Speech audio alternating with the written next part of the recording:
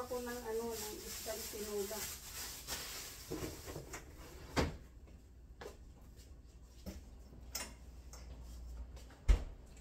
So magluluto pa ako ng isdang tinola po. Tinulang isda po yung ating lulutuin ngayon.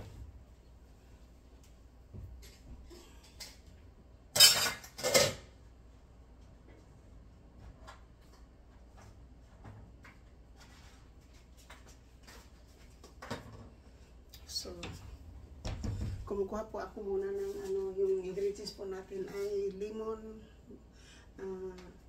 pepper, chicken bouillon po, kalahating sampalok, at spinach. Tapos ng spinach ay mayroon tayong sibuyas na ginger at saka ito, at saka mayroon pa tayong kamatis.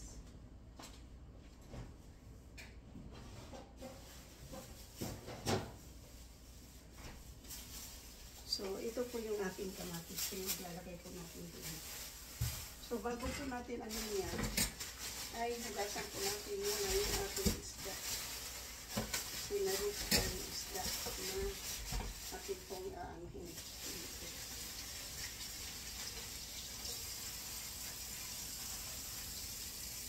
So, papakita ko po sa inyo yung ating isda dito.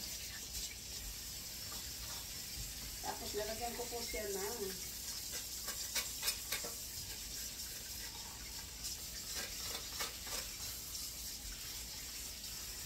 masarap po yung isda na ito na ginilito po. So,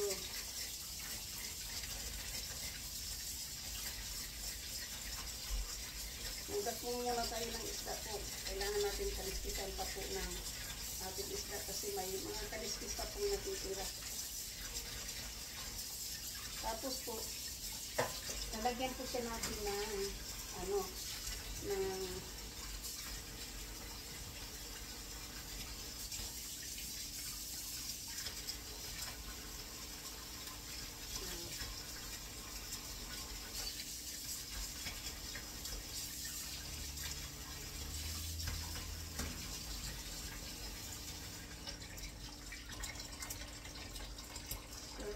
po. Ayun po, ilalagay po natin dito muna ay ilagay po siya natin muna siya ng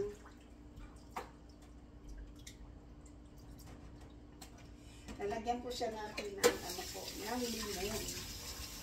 Para yung limon po yun po yung pang-alis po ng asim, pang-alis po ng langsa. Tapos yung isa po ay ilagay muna natin sa ating isda mamaya pag yung isang limon lang po yung ilalagay po natin at irarab lang po natin yung ating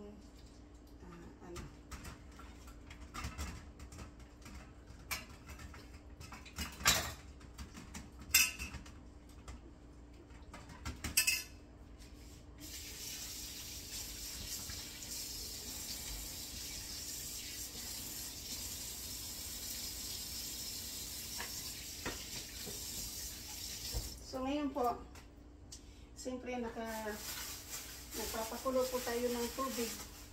Tapos mamaya ko na po ilagay yung kamatis kapag pinaano na po yung isasalang na po natin yung ating isda. Patay ko na po siya. Isang kamatis lang po yung ilagay ko dyan.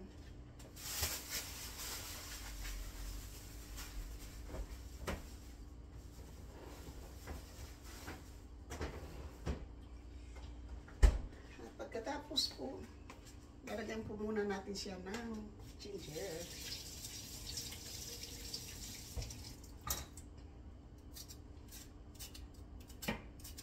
Okay lang. Hindi natin ubusin po yung ating ginger.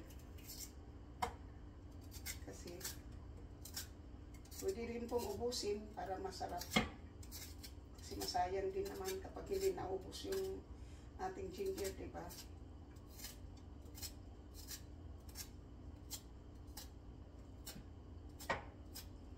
Yan. So, ginger muna po. Ilagay po natin muna yung ginger.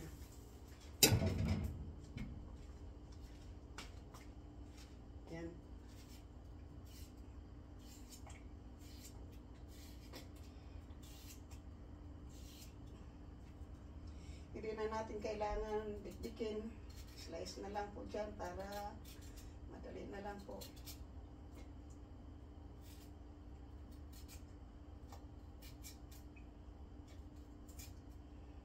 Yan po. So, ngayon po,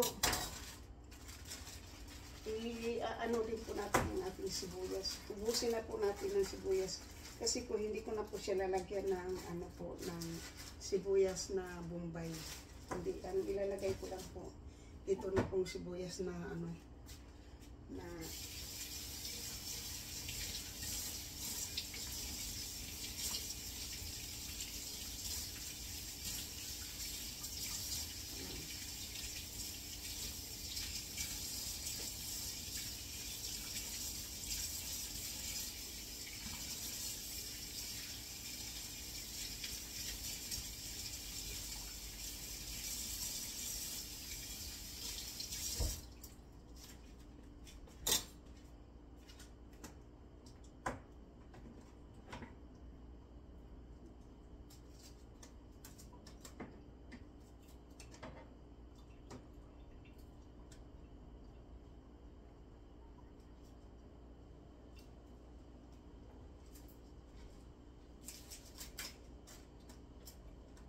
yan po, ano na, hindi pa siya kumukulo po, hindi pa siya kumukulo. So, gayang ilagay lang po natin dyan. Kasi maghuhugas po tayo ng ating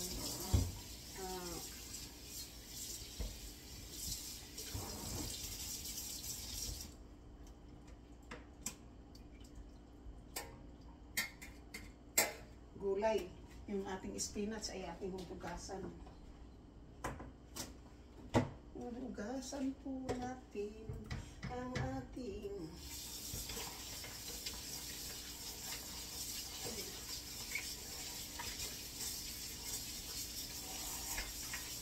yan na po. Hugas na po yung ating mag-iisang pirasong plato na inaano po natin. So ngayon po, ito na, hugasan na po natin yung ating spinach. Tingnan po din yung kalalaki ng spinach na po, diba? Yun ang hugasan po natin, diba? So, sayang, hindi po, ano, yung, hindi po natin may sabihin yung ano. Saka ano po siya, parang healthy po talaga yung dahon na po.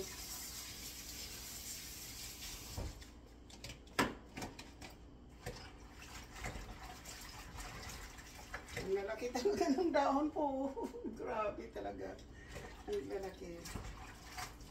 So, ngayon po ay siyempre ito natin palanggana. Kailangan siya natin ng hugasan. So, ito po ngayon ang pinakamasarap. First time ko po magtula po ng isdang may spinach. Yung isdang spinach po, ngayon lang po ako makapagluto ng may spinach. Kasi pumunta po ako doon sa isang oriental store na palaging pinupuntahan ng aking landlord. Nalili na. Kahapon isinama niya ako doon kaya nakabili tayo ng ganitong klaseng gulay. So ngayon po ay atin pong lagyan po ng pepper naman po yung ating pagluluto. Nalagyan po siya natin ng pepper. At ilalagay po natin yung ating kalahating sampalok kasi yung nakaraan po nagluto tayo niyan.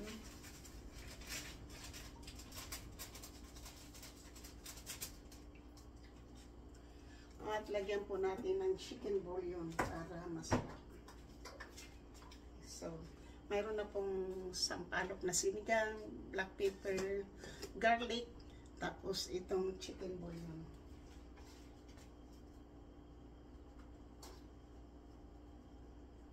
Yan po. Yan po yung ating ilalagay po.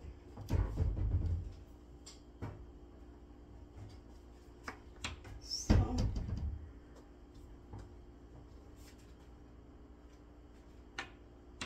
organic na basmati.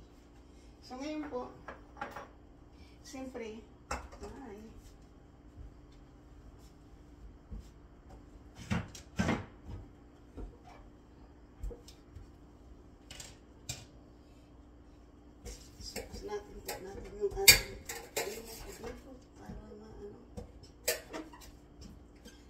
pagkatapos po nito, mag-ano po ako ng appointment po sa dentist. Magpapadentist po tayo.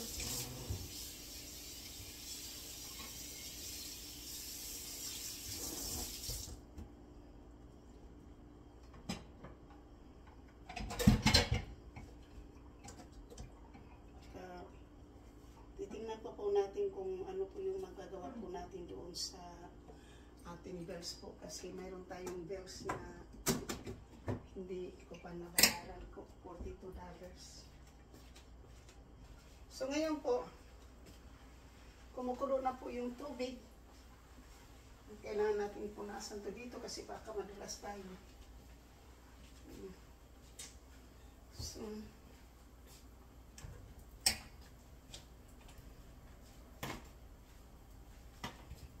ngayon po ay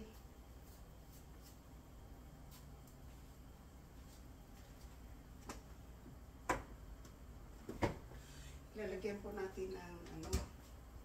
So, ito na po yung ating isda.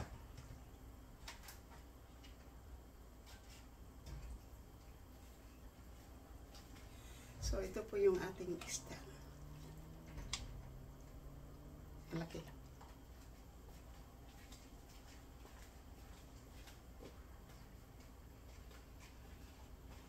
So, isang puri isda na ano, yung parang ano, sea bass po siya sa English po dito sa ano tawag dito. So, sea bass. So, yan po.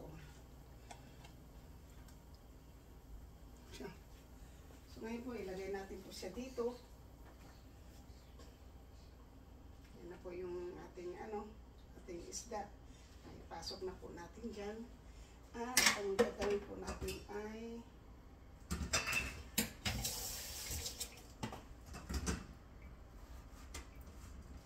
anuhin po natin yung ating kamatis.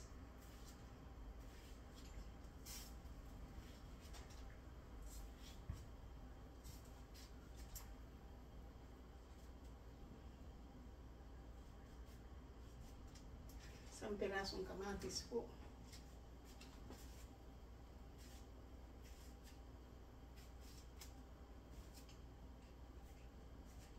So, wala po tayong sandok. Kuha po tayo ng sandok, diba? Sandali lang. Kasi hindi natin pwedeng bunutin yung ating spoon kasi walit po siya, walit po siya, hindi po siya nakacharge pa. Kaya punta tayo dito at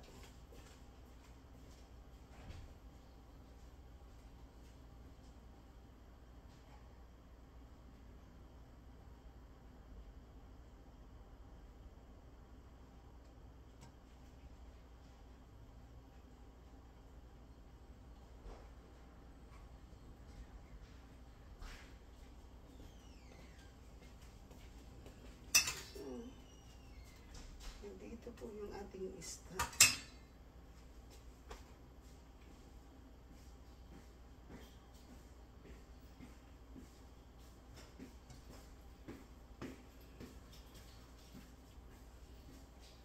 Ito na po yung aking tinulang isda. Nalagyan ko ng spinach.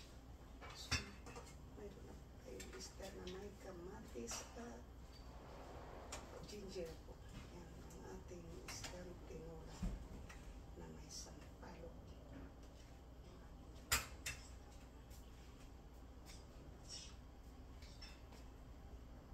Isda na may kamatis.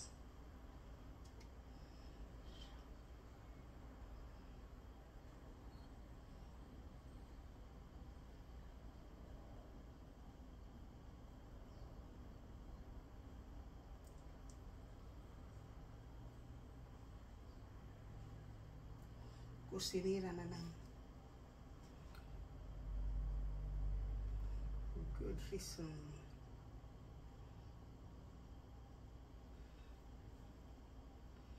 I'm losing you.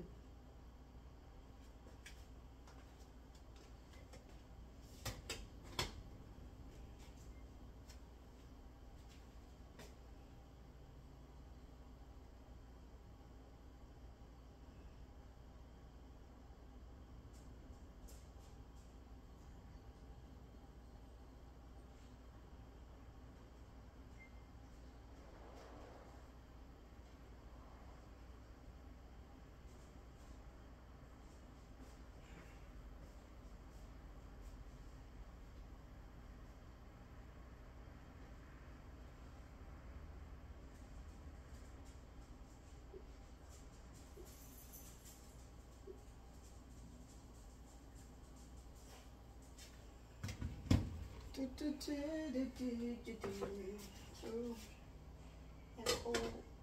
So, ngayon po, kasi meron pa tayo dito yung limon at nilagay dyan. Meron tayo dito. Isda.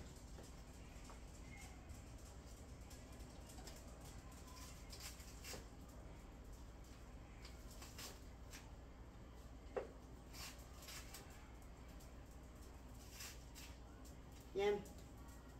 Tapos na po tayo magluto. Kaya natin po dyan.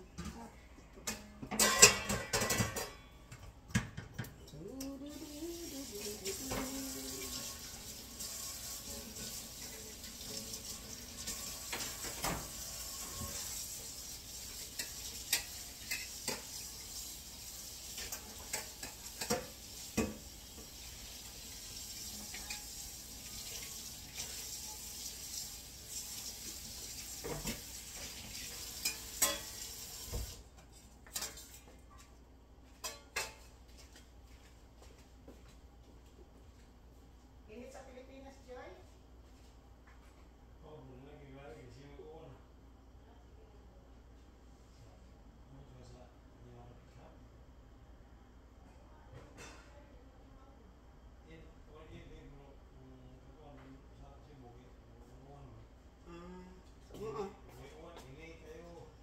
Semua wala pa init, ang ulan, wala pa kung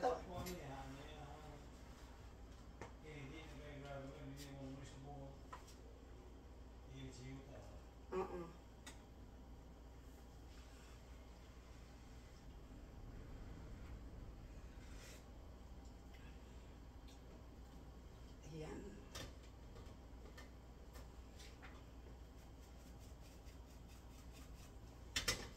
Masarap na po. Masarap.